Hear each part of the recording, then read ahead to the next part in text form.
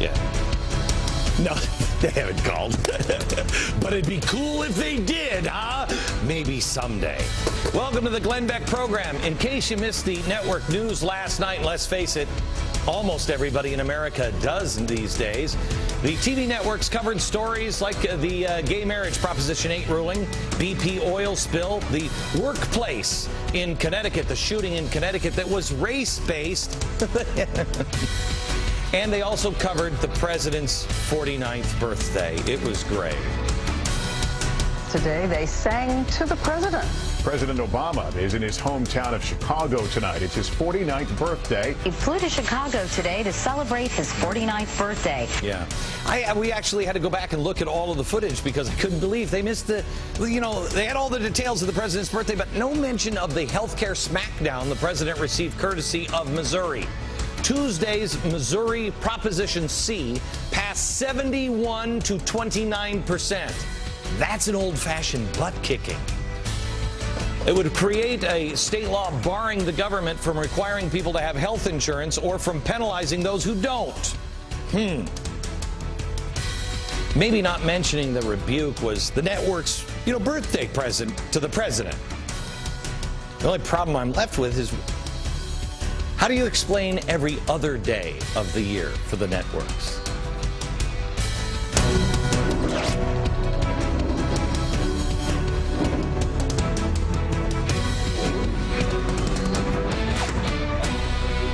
Happy birthday to you. Hello, America. Oh, teachers. You worried about your job? Worry no more. Because Nancy Pelosi is galloping back on her white steed into Washington to save the day. She announced via Twitter, because she is so hip, she's reconvening Congress to vote on a $26 billion jobs bill. Oh, it's going to work this time. Yeah, just like, the stimulus bill saved all those jobs. Wait a minute. Unemployment is actually higher now than it was when we... Why do we need $26 billion extra dollars? Do you know? Why do we need $26 billion when there's still $421 billion left?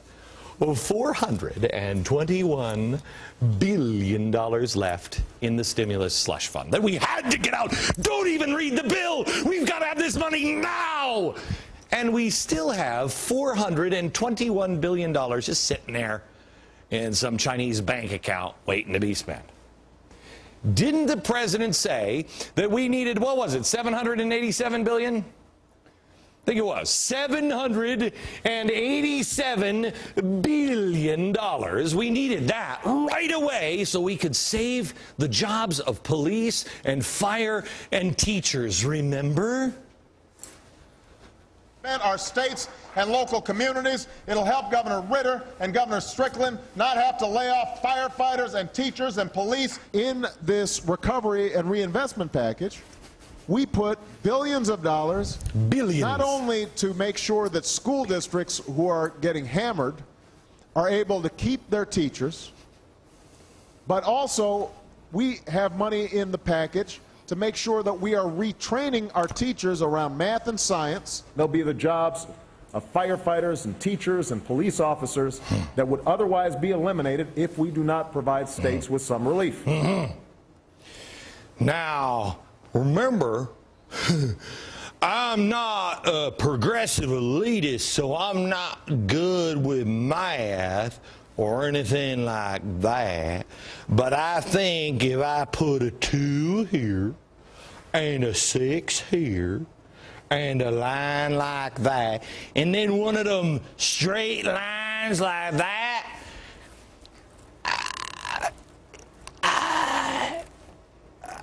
I think there's money left over, but I need a calculator or somebody from Harvard to figure it out. You know how much is left? Enough to hire 10 million teachers. 10 million teachers. If we pay them the average salary in America. There are only 6.2 million teachers in America right now. so we have enough money to hire 10 million. Why is Nancy Pelosi on her steed riding back in? Why? Why do we need more money? We still have $421 billion left. Well, it's because she loves teachers. Have you seen that guy on television? He's insane. He hates teachers and hates children, too. Oh, yes, I do. I want them all to be destroyed. But how? See, you're a conservative. So you hate children. You hate anybody that's different than you. You hate teachers and cops and firemen. Oh, this isn't working out. Progressives, they love them. They love the flowers and the trees and the birds and the bees and the children and the teachers and the pigs. I mean, the cops. They love them all. They love the baby, the troops. They love them all. Those are your friends in the Progressive Party. You, on the other hand, you hate them all. Let's just think for a second. $421 billion. Nancy needs another 26. How about the Department of Education? Do they have any money? Arnie Duncan loves teachers. Not more than his slush fund, but he loves teachers. He's hardly spent any of the $4.3 billion in stimulus money that he now has. What do you say, Arnie? You let that go to the teachers? No. No. He'd rather lay those teachers off before his funds are raided. Oh, yeah. You see, because the problem is much, much bigger than just teachers and their salaries. It's the pensions. Yeah, the pensions are wildly out of control. You see, those in charge knew that we're screwed with the pensions. They saw it coming. They designed it. Why? Well, let's look at what's been promised and what it takes to pay for it. And we, like dummies, no. We, like sheep, we're led. See if this makes any sense to you. California fireman, big fat guy like. He retires at the age of 50. He's making $125,000 a year. He'll retire with a pension approximately $94,000 a year. 50. Now, how many people does it take underneath him to pay for that pension? 19. 19. 19 firemen underneath him paying for his retirement, making $50,000 a year, and putting 10% of their salaries into his pension. All of them have to take 10% and pay it here. Well, that's not happening in a lot of cities. Highest we found was 8%. Some are 6%. Some are 4%. Most are 0.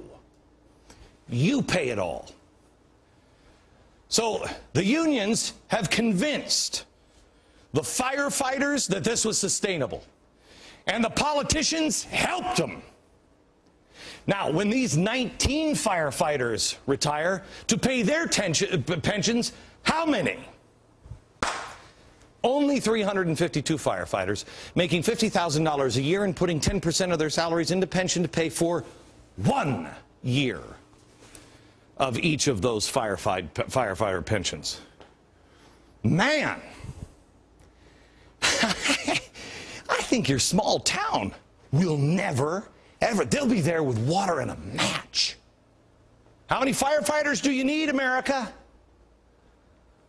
You see, we all wanted to buy into the bull crap.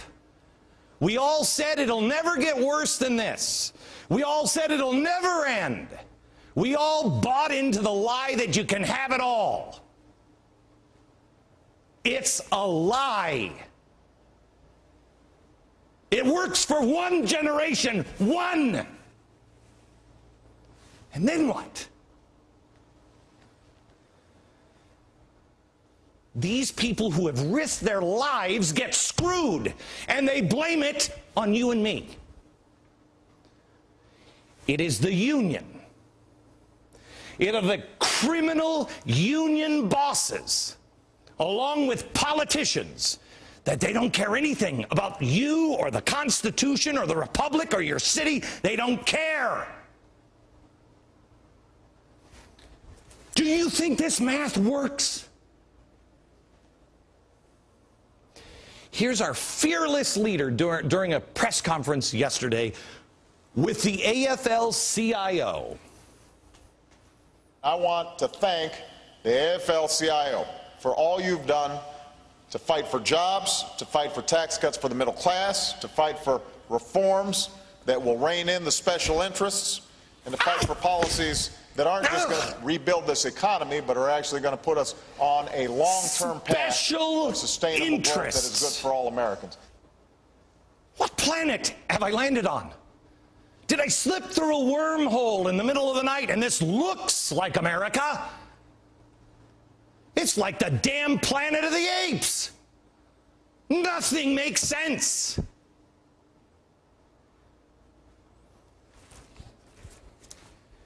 The guy who's helped destroy all of these pensions, Andy Stern, he's now on the Financial Oversight Committee. Is this who we want to take advice from? The unions, who have collapsed all of the businesses, who have collapsed all of their pensions. They're bankrupting everything they touch, and we go to them and we say, hey, tell me, what should we do? It's like getting marital tips from Tiger Woods. Hey, I got an idea. Let's appoint the guy who designed the Edsel and the Yugo to head up GM. This is how crazy it is. That actually might be an improvement. Let's get the inventor of Betamax to be our technology czar. Yeah. Hey, the guy who created smokeless cigarettes, he's our new EPA chief. We are turning to the epic failures of our time and hoping that they will fix it. How? I don't know if God is even powerful enough to help him fix it.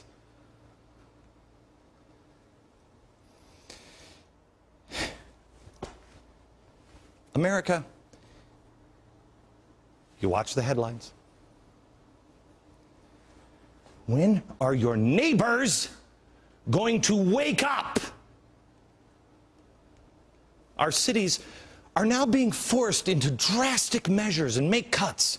And guess what's first up on the chopping block? The teachers, the cops, the firefighters. Well, of course, that's the first thing you cut. Why? Why? Well, progressives, they don't want to make any cuts. Why do you hate the children?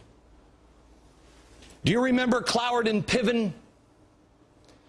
Cloward and Piven, the 1960s dope-smoking hippie crowd that wanted to destroy America then, they think the best way to get their socialist utopia is to financially collapse the current system and then start all over again. Let's look at the cities. For anybody who thinks, oh, that's crazy. Let's look at the cities who are either threatening to cut or have already cut teachers, cops, and firefighters. Where are they? Show me the cities. Wow, what do they all have in common? Well, you got sniper attacks and riots in Oakland, California. It's the third worst rated crime city in the U.S. Hey, but then you have East St. Louis. There's a paradise for you. Crime index of 3. That means it's safer than only 3% of cities in the country, which means it's only slightly safer than Oakland. They just cut 19 officers and will have at times, but only the most dangerous night shifts, only 1 cop. Thugs practically shoot at the cops for sport in Philadelphia. It's so bad that the mayor had to ask citizens to help the police. You gotta be kidding me. Beautiful Newark, which especially around fall when the trees match the blood in the streets. Oh, they're celebrating now a whopping 43 whole days without a single murder. Well, congratulations. Don't get too cocky. Yeah, they're considering now, I mean, it's been 43 days since a murder, cutting 250 police officers. The cops have to go. The cops have to go. Really? In your wildest dreams, is that where you would start cutting?